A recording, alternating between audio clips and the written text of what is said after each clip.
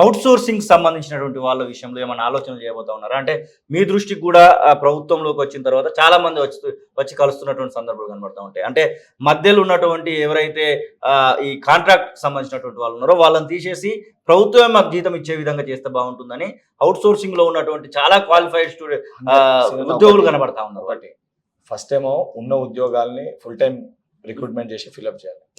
Out sourcing ప్రక్రియకు సంబంధించి కూడా ఏదైతే కొత్తగా స్కిల్ యూనివర్సిటీ స్కిల్ డెవలప్మెంట్ పెడుతూ అవుట్ సోర్సింగ్ ని కూడా ప్రతి ఒక్క యువకుడు ఎవరైతే చదువుకున్న దానికి స్వయంగా తన కాళ్ళపైన తాను నిల్చునే విధంగా వాళ్ళకు ఉద్యోగ అవకాశాలు కల్పించడం అనేది ప్రభుత్వ బాధ్యత. ఆ దిశగా కల్పిస్తాం. కానీ ఏదైతే సంబంధించి ఒక సిస్టమ్ చేయాలంటే టైం పడుతుంది. నువ్వు ఆల్ ఆఫ్ ఎ సడన్ ఒకటే సమస్యని పరిష్కరించాలని అంటే 10 ఏండ్లుగా మొత్తం భ్రష్టు పట్టించేసారు. ఓకే, అంటే ఆఖరికి ఎగ్జామ్ రాస్తే నిజంగా ఎగ్జామ్ సక్రమంగా జరుగుతుందా, రిజల్ట్ వస్తుందా రాదా, లీక్ అవుతుందా అని ఒక స్టేజ్ క్రియేట్ చేశారు. అసలు స్టేజ్కి వెళ్ళి కాన్ఫిడెన్స్ చేసి క్రియేట్ తీసుకురావాలంటే కొద్దిగా సమయం పడుతుందా పట్టదా? 6 నెలలు అవుతుంది ప్రభుత్వం వచ్చి. 6 నెలల్లో 4 నెలలు ఎలక్షన్ కూడా ఉంది. ఎలక్షన్ అయిపోగానే ఏదైతే టీజీపీఎస్సీ పరిధిలో ఉన్న నోటిఫికేషన్స్ అయితే రిజల్ట్స్ అవి ఇస్తూనే ఉన్నారు. దాని డీవీ అది పిలుస్తూనే ఉన్నారు. హారిజాంటల్ వర్టికల్ ఇష్యూ ఉంటుంది, రిజాల్వ్ చేస్తారు. ఎక్కడికక్కడే యుద్ధ ప్రాతిపదికన పని చేస్తున్నప్పుడే ఇది కూడా ఎందుకు లేవనెత్తారు? మొదట రైతుల అంశం లేవనెత్తారు. రైతుల అంశం పైన ముఖ్యమంత్రి గారు ఆగస్టు 15 లోపల రైతులకు రుణమాఫీ చేస్తామని చెప్పి దానిపైన ప్రక్షాళన చేసి కంప్లీట్ గా అన్ని తీసుకొని వచ్చి ఇచ్చేస్తామని తెలిసినప్పుడు ఏంటంటే మళ్ళీ ఎక్కడ హరీష్ రావు రాజీనామా చేయాల్సి వస్తుందని మళ్ళీ ఇష్యూ దీనిపైన డైవర్ట్ చేశారు. నిజంగా చిత్తశుద్ధే ఉంటాయి. 10 ఏళ్ళుగా 1,60,000 ఉద్యోగాలు నింపినామని అంటారు. స్వయంగా కేటీఆర్ మాట్లాడండి.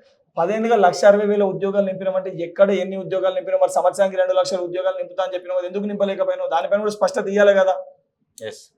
ఇవన్నీ ఇవ్వకుండా ఇవి ఏంటంటే యువకులకి స్పష్టత ఉంది. 100% యువకులు చెప్పిన ప్రతి అంశాన్ని మేము స్వాగతిస్తాము. వారి డిమాండ్స్ మేము స్వీకరిస్తాం. అట్ ద సేమ్ టైం నేను వారికి విజ్ఞప్తి చేసేది కూడా ఒకటి, ఏదన్నా ఇష్యూ ఉన్నప్పుడు స్టూడెంట్స్ అందరూ ఒక సింగిల్ ప్లాట్ఫామ్కి వచ్చి సింగిల్ రిప్రజెంటేషన్ తోటి తీసుకొని వస్తే 100% ప్రభుత్వము దానిపైన సానుకూలంగా స్పందిస్తారు. భిన్న అభిప్రాయాలు భిన్న ఒపీనియన్స్ ఉన్నప్పుడు ఉదాహరణకి జియో 46 ఉంది. ఒకటేసారి మొదట అందరూ దాన్ని రద్దు చేయాలన్నారు. తర్వాత ఉద్యోగాలు వచ్చిన వాళ్ళు రోడ్లు ఎక్కుతానగానే దాన్ని రద్దు చేయొద్దు, వీళ్ళకు కూడా ఎట్లా అవకాశాలు కల్పించారు. ఎందుకంటే ఉద్యోగాలు వచ్చిన వాళ్ళు సుమారు 14,000 మంది ఉన్నారు.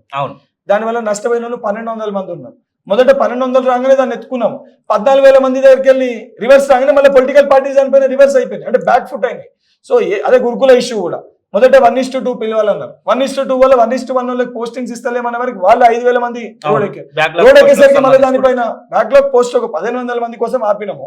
అది ఆపేసరికి 5,000 మంది మాకు అవుతుందని వాళ్ళు రోడ్డు పైకి వచ్చేవారికి పొలిటికల్ పార్టీస్ దానిపైన స్టాండ్ మార్చినాయి. అంటే రాజకీయ లబ్ధి కోసం కాకుండా వాస్తవానికి ఇష్యూ సీరియస్నెస్, ఏ రకంగా ఇష్యూని పరిష్కరించాలి అని ఒక పక్కా ప్రణాళికతోటి మీరు తీసుకొని వస్తే 100% ముఖ్యమంత్రి గారి దగ్గరికి నేను తీసుకొని వెళ్ళి నేను మాట్లాడిపిస్తాను. మాట నేను గతంలో చెప్పినా, ఇప్పుడు కూడా నా మాటకు నేను కట్టుబడి ఉన్నా. కాబట్టి అవన్నీ పక్కన పెట్టి లేదు చేసేసేయండి, లేదు తాత్కాలికంగా ఇప్పుడు సమస్యని పరిష్కరించండి, ఇప్పుడు ఇష్యూని రిజాల్వ్ చేయండి అంటే టెట్ పెట్టక ముందు కూడా నేను చెప్పిన, టెట్ పెట్టమంటే కొత్తగా క్వాలిఫై అయిన వాళ్ళ టైం అడుగుతారంటే అడగము అని చెప్పారు. ఆ రోజు ఇదే డిమాండ్ పెట్టినప్పుడు దీక్షిత్ గారు పోయినప్పుడు అదే వ్యక్తులు, మీరు ఏదైతే రికార్డ్ తీసి చూడండి, వాళ్ళు ఆ రోజు మాట్లాడినాయి టెట్ పెట్టండి, డిఎస్సీ ఏదైతే టైంకి పెట్టండి అని మాట్లాడిన వ్యక్తులు మళ్ళీ అలా టెట్ కొత్త క్వాలిఫై అయిన వాళ్ళకి మళ్ళీ పోస్ట్ పోన్ చేయాలి. అంటే పూటకు ఒక మాట మార్చి ఏదైతే ఆ వ్యక్తులు కూడా అట్లా స్టూడెంట్స్ ని మిస్లీడ్ చేయొద్దని చెప్పి నేను చెప్తాను. వాస్తవాలు ఏదో చెప్తే 100% స్టూడెంట్స్ ఎవరిలో ప్రభుత్వం ఉంది. అది నిజంగా ఏదైతే మీ దగ్గర ప్రణాళిక ప్రాపర్గా ఉంటే దాన్ని ఫాలో గాని కూడా మేము సిద్ధంగా ఉన్నాం. అసలైన తొలి వెలుగు. ఫాలో వాట్సాప్ @తొలి వెలుగు అఫీషియల్.